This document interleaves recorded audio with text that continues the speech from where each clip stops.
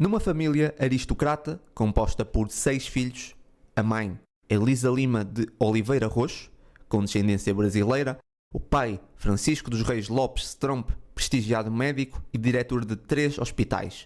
Os filhos, Victor, que tristemente falecera à nascença em 1900, Otávia, a primeira de 2 irmãs e a mais velha, nasceu em 1889, faleceu com 93 anos, em 1982. José nasceu em 1890, faleceu em 1929, com 39 anos. António, desportista olímpico, nasceu em 1894, faleceu com 27 anos, em 1921. Helena, a que viveu mais tempo, nasceu em 1902, partiu em 1996, com 93 anos. O mais novo, Mário, nasceu em 1904, seguiu o seu pai na medicina, faleceu com 71 anos em 1975. E o terceiro filho nasceu a 21 de maio de 1892, no Largo do Intendente, em Lisboa, com o nome do seu pai, Francisco dos Reis Stromp. A origem da família Stromp aponta para o Algarve. Já esse apelido diferente, aparentemente de origem germânica, mas o surgimento é incerto e com alguns dados pouco esclarecedores.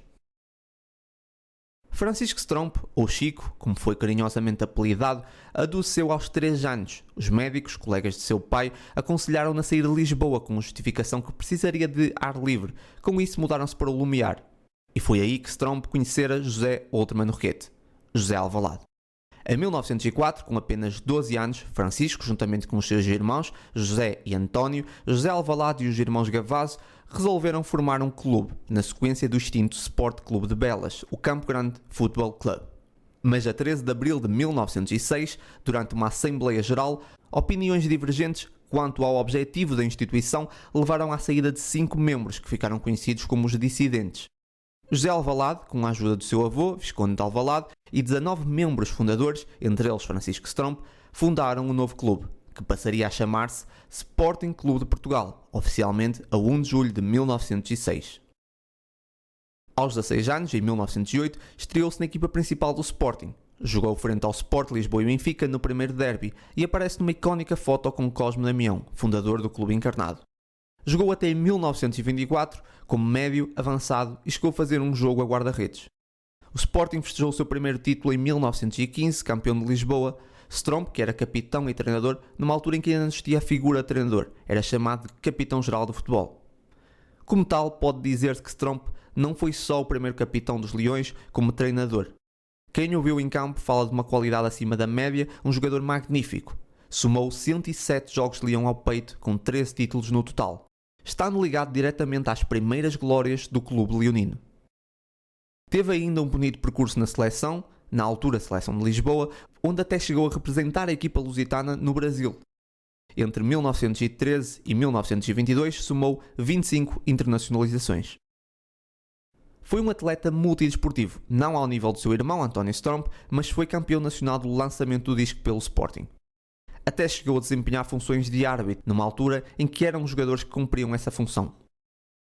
Stromp foi um verdadeiro leão, antes mesmo de sabermos o que era isso. Perpetuava o sportinguismo quase antes de existirem sportinguistas. Era ele que unia todo o grupo, chegava a fazer grandes discursos com lágrimas nos olhos e apelava sempre à dignificação do nome Sporting Clube de Portugal.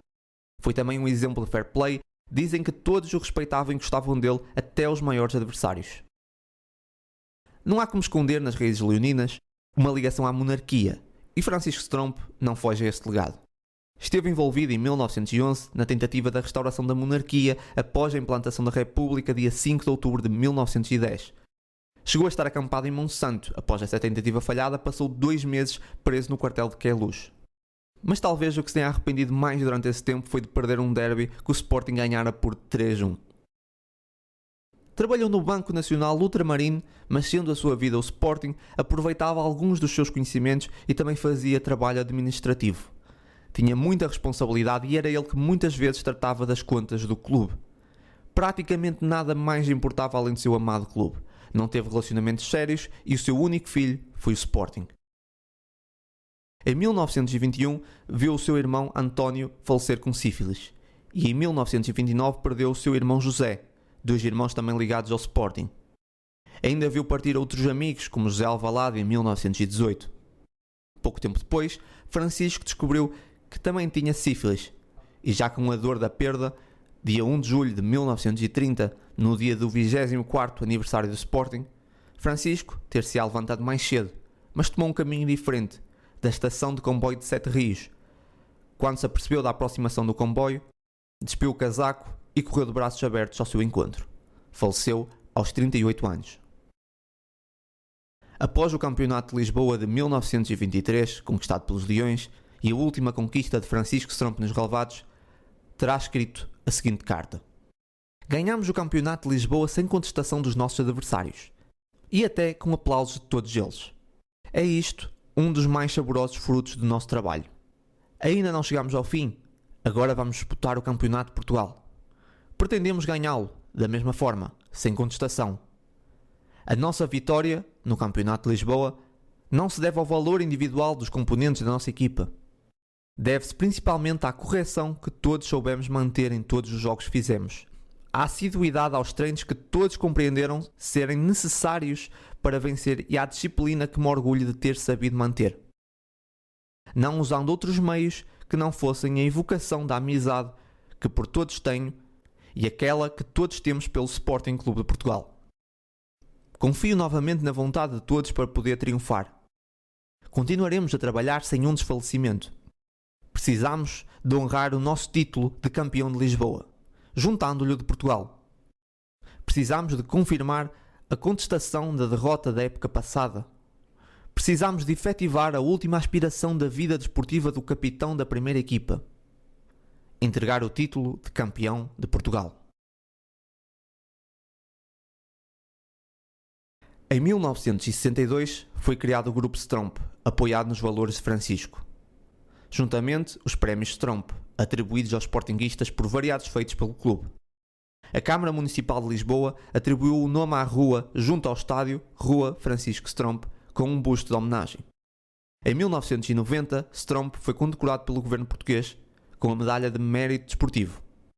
E até hoje no Sporting, as camisolas bipartidas são conhecidas como Stromp, em homenagem ao homem que andava sempre com ela vestida, mesmo por debaixo da roupa enquanto trabalhava no banco. O sócio número 3, que foi imortalizado pelo Sporting, foi fundador, atleta, um desportista exemplar, treinador, dirigente e um apaixonado sportinguista. Com um legado perpetuado até aos dias de hoje, esse foi Francisco Stromp. Para mim, o primeiro sportinguista. Só há um Francisco